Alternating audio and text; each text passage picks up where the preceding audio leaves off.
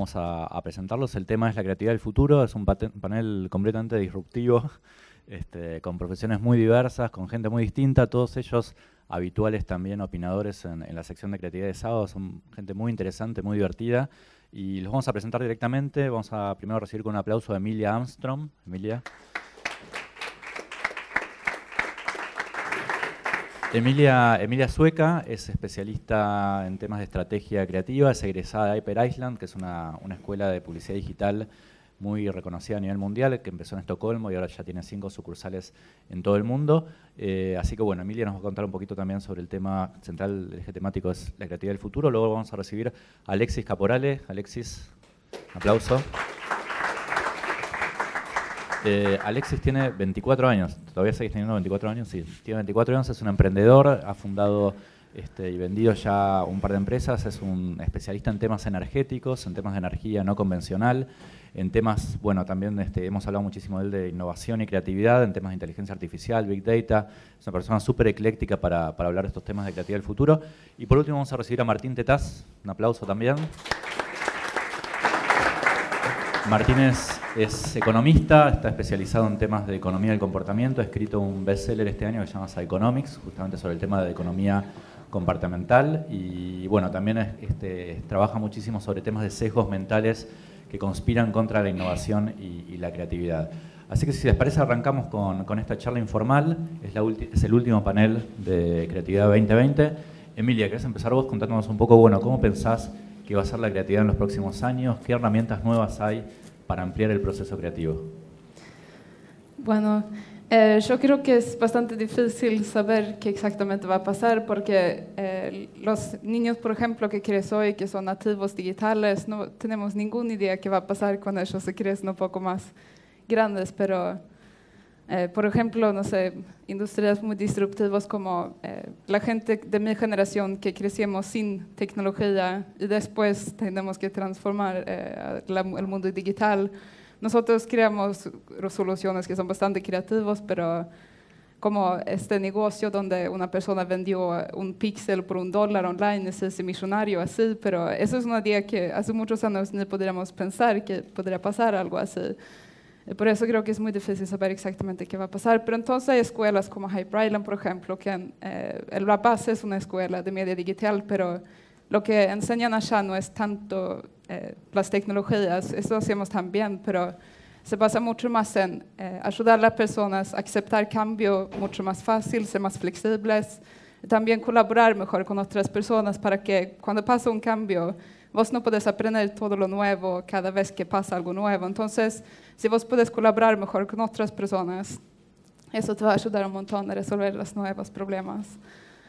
Y sí, eso es un poco de donde yo vengo. Alexis, ¿qué estás viendo vos? Yo creo que la tecnología en general nos permite cosas y también nos limita, ¿no? O sea, las formas de producción que tenemos hoy en día nos permiten un montón de cosas, también nos restringen otro montón de cosas. Particularmente, como es muy difícil predecir qué va a pasar en el futuro, sí puedo comentar sobre los dos temas donde yo estoy trabajando más. Por un lado, en el ámbito profesional, impresión 3D, y por otro lado, en el lado académico, todo lo que es energía. En cuanto a la impresión 3D, creo que va a avanzar hacia la posibilidad de liberarnos un poco de las estructuras que nos pone la manufactura tradicional, de los ángulos rectos que vemos, por ejemplo, acá en toda la sala. Impresión 3D creo que más allá del potencial que tiene, innovación en materiales, etc., a nivel creativo lo que nos va a permitir es volver a las morfologías naturales, a las que vemos en la naturaleza, porque ni los árboles, ni los animales, ni las flores, ni nosotros mismos somos perfectos y cuadrados o redondos o dimensionables por una computadora. Y eso de poder trasladar nuestra mano dibujando en 3D a un objeto físico nos va a poder permitir volver un poquito más atrás quizás las primeras formas de producción que tienen mucho más que ver con la naturaleza en la cual estamos inmersos. Y además la impresión 3D va a acelerar el proceso de innovación porque va a permitir un prototipado mucho más rápido y barato. Sin duda. O sea, por un lado permite que la gente que ya está creando cosas lo pueda hacer más rápido, a un paso más rápido.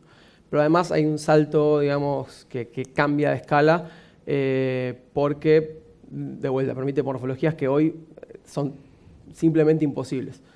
Y por el lado de la energía, la innovación hoy va de vuelta a permitir que la gente tenga en sus manos a las fuentes de energía. Y es volver a hace miles de años, cuando nuestra forma de tener energía era comer y nosotros éramos dueños de nuestra propia energía. Obviamente el desarrollo de la civilización y la complejización hizo que necesitáramos más cantidad de energía, y la forma de conseguir más cantidad de energía fueron primero los molinos, madera, carbón, y hoy los combustibles fósiles como el petróleo y el gas natural. Pero las energías renovables con generación distribuida, o incluso las energías fósiles con generación distribuida, lo que hacen es volver al plano de los individuos o pequeñas comunidades la posibilidad de tener sus propias fuentes energéticas, lo que posibilita cosas que ni siquiera es muy fácil de ver hacia dónde van, pero claramente va por ahí la tendencia. Martín, ¿qué descubrimientos recientes de la economía del comportamiento nos pueden ayudar a ser más innovadores o más creativos? Me parece, no iba a hablar de esto en realidad, iba a hablar de otra cosa, pero me quedé picando con un comentario que hiciste recién. Me parece que va a tener que ver con cómo diseñar los derechos de propiedad en esta nueva, porque si viene una economía completamente nueva, que es una economía en la cual vos vas a poder copiar y fabricarte tus propios productos, pero eso genera un problema de derecho de propiedad fenomenal, y entonces el capitalismo ya hay que pensarlo de otra manera diferente, hay que pensar en cuáles van a ser las tecnologías que van a permitir proteger esos derechos de propiedad. Creo que ahí va a estar la clave de la creatividad. Ahora, yendo concretamente a la pregunta que me hiciste, creo que tiene que ver con, ahí hay por lo menos 3 temas, que tienen que ver con comprender cómo funciona la mente para poder entender entonces por qué nos cuesta ser creativos y entonces comprender qué cambios podemos hacer para ser más creativos. Y te dejo para la segunda parte lo de cómo creo que va a venir esos cambios en los próximos años. Respecto a cómo funciona la mente, creo que cometemos primero algunos tipos de sesgos claramente documentados en la literatura. Uno de ellos es el sesgo de salto a conclusiones, que tiene que ver con que nosotros en la sociedad, cuando hacemos una estimación estadística de cualquier fenómeno, podemos cometer 2 tipos de errores. Ustedes saben, el error tipo 1 y el error tipo 2, en castellano. El error tipo 1 es ver una correlación donde no existe, creer que un tipo es culpable cuando en realidad tenés muy poca evidencia y probablemente no es el asesino.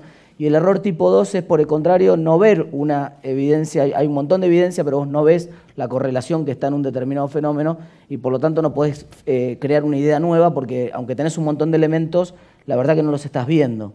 Ese es el primer problema. El segundo problema es que algo que Annette Carmiloff-Smith denominó esta idea de módulos, pero módulos como los módulos de Pinker, que nos hacen hacer pensamientos automáticos, pero son módulos que en vez de ser heredados, como eran los módulos de Pinker, son módulos aprendidos. Entonces, cuando aprendemos a hacer una tarea de una determinada manera, la modularizamos y al modularizarla la automatizamos. Y eso es, por supuesto, totalmente disruptivo y en contra de cualquier proceso de creatividad. Y la tercera tiene que ver con una pregunta que hicieron hace un rato, que es el problema de hacer preguntas, ¿no?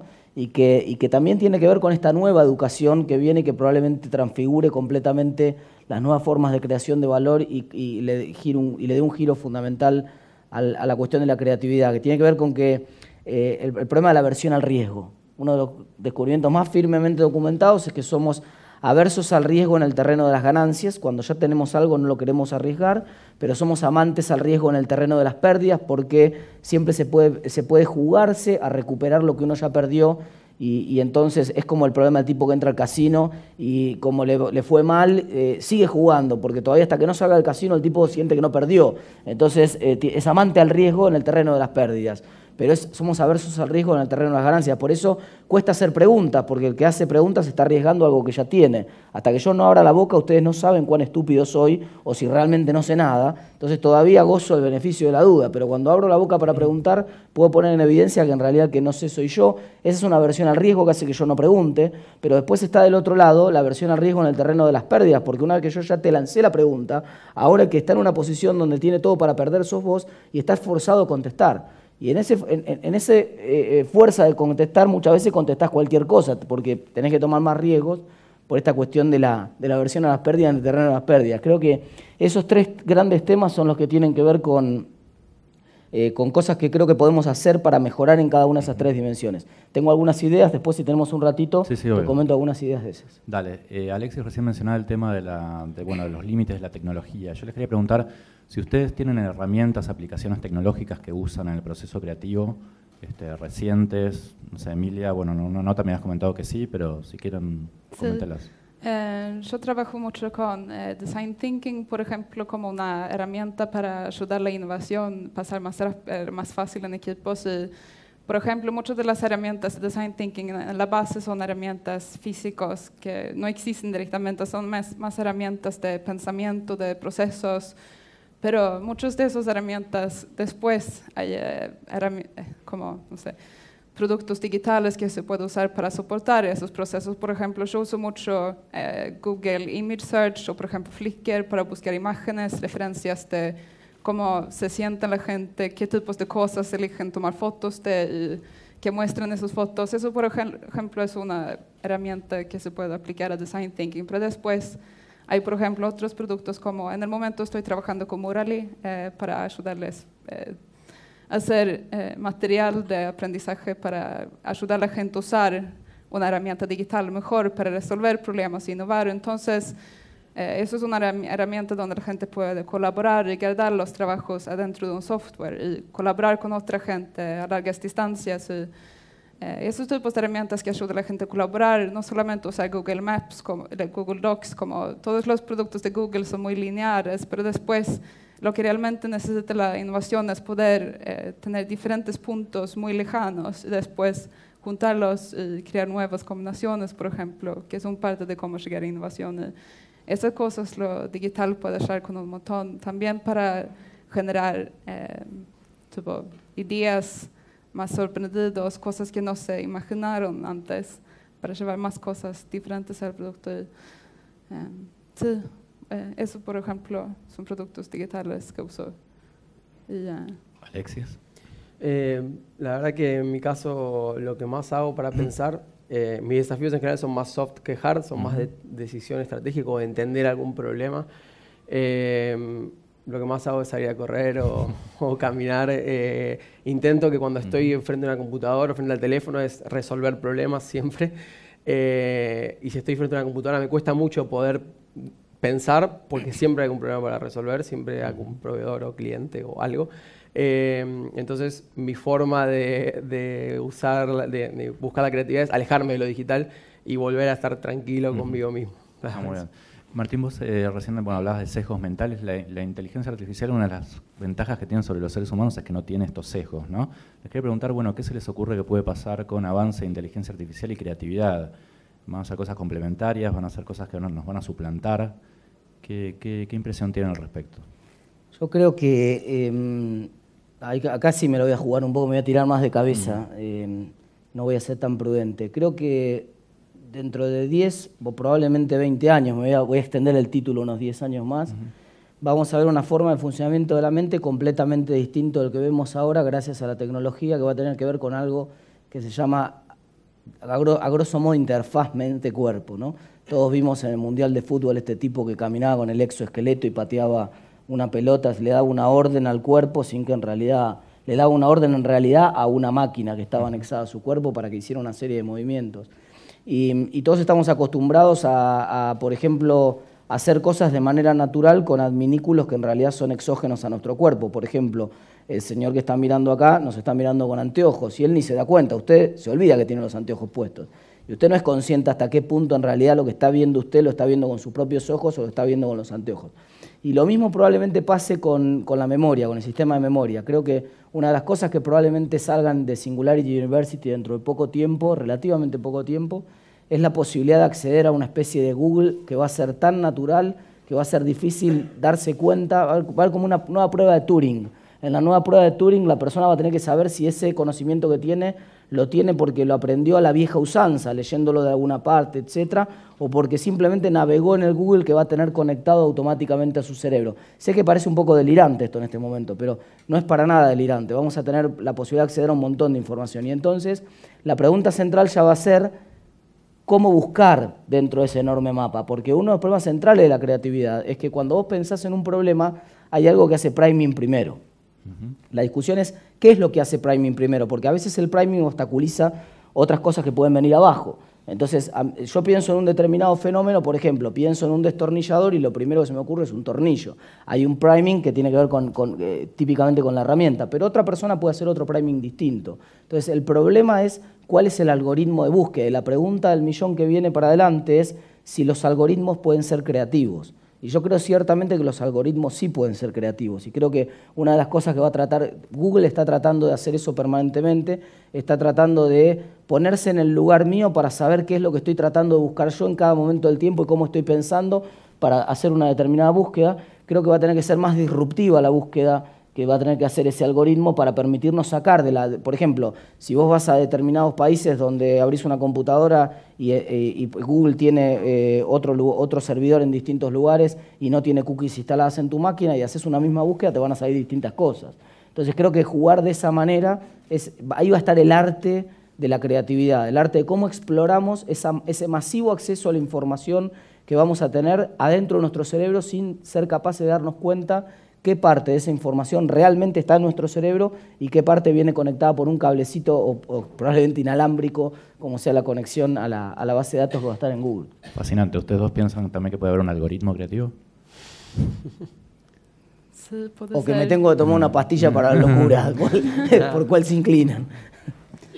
No, pero yo creo que, no sé, mucho de lo que hacemos en Hyper Island es lo que yo intento, no sé, transmitir en los talleres que hago es como, no sé, abrir la mente y poder imaginarse otras cosas. También aceptar que algo que pensaste antes no es nada así más.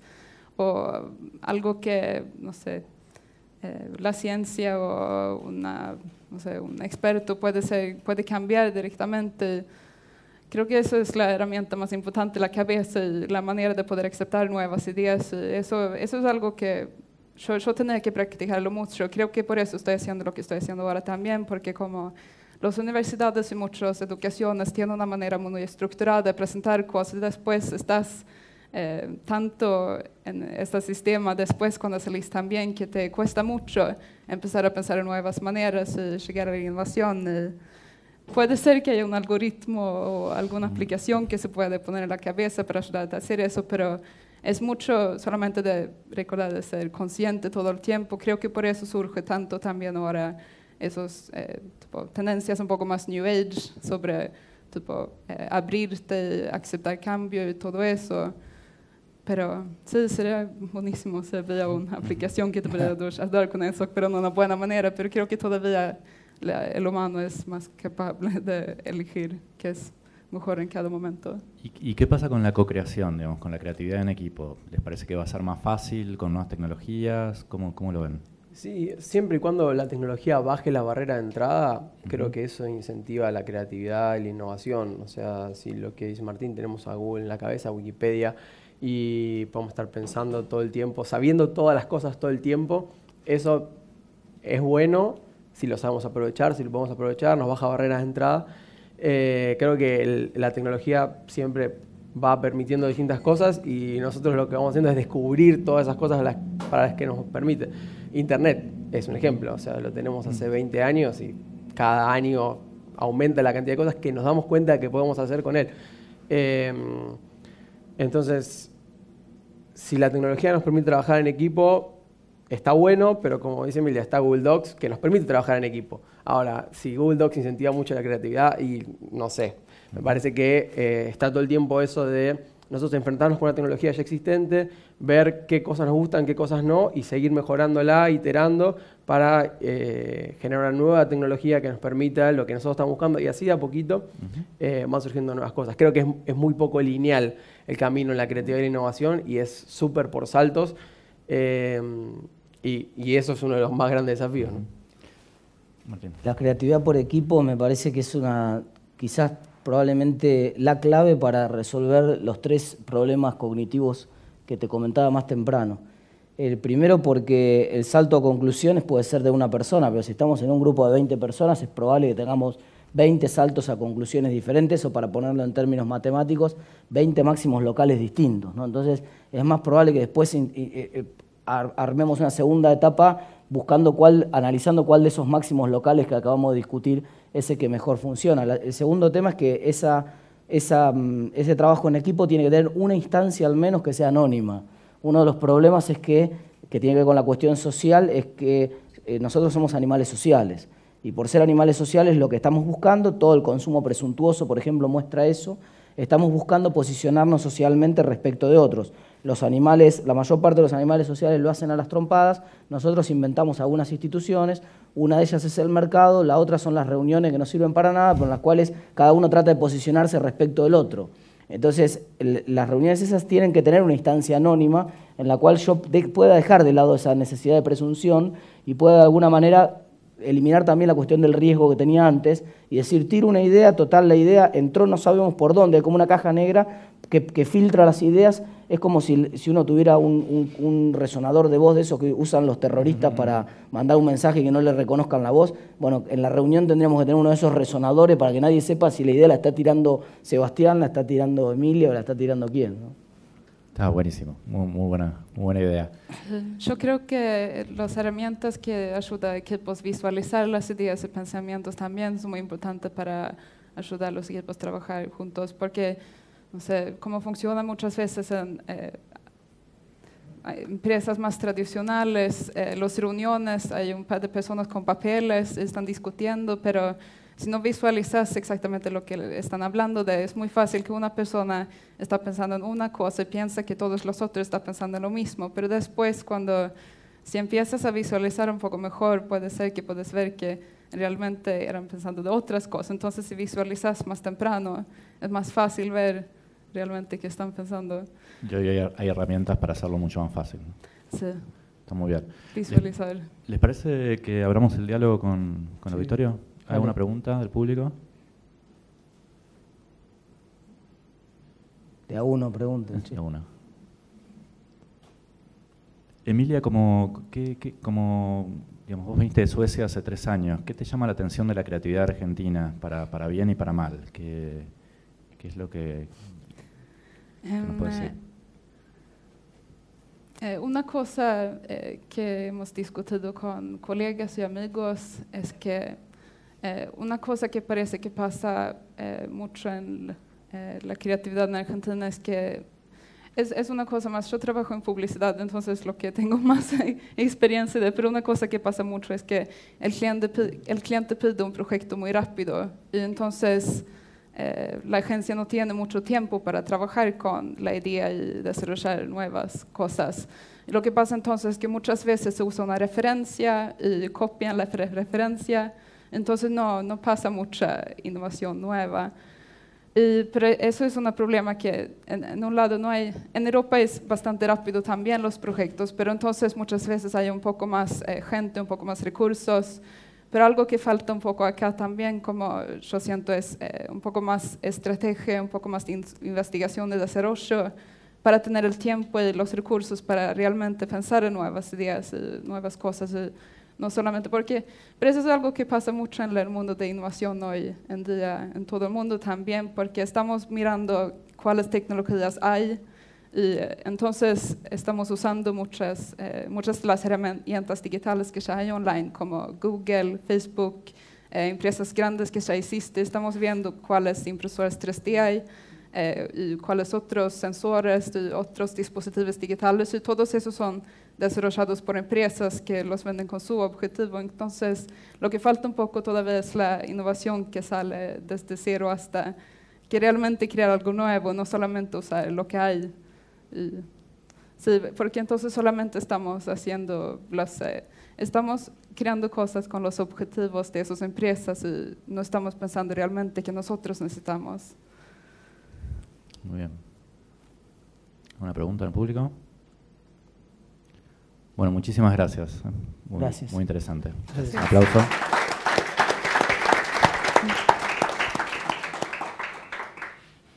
Simplemente agradecerles a todos la presencia, agradecer también a Clara, Salvadores, Lucas, Juan, Guido, Nazaro, el equipo que estuvo al frente de poner todo esto en marcha. Agradecerles a todos nuestros invitados, Martín, Alexis, Emilia, bueno, Sebastián y y Martina, que coordinaron buena parte de las charlas. El sábado comienza la amplificación.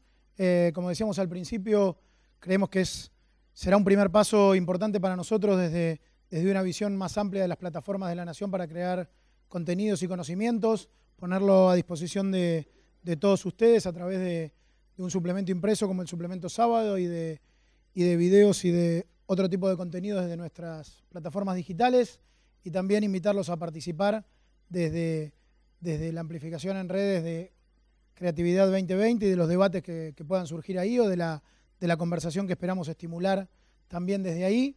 Y esperando que vuelva a repetirse, creo que hablo en representación de varios.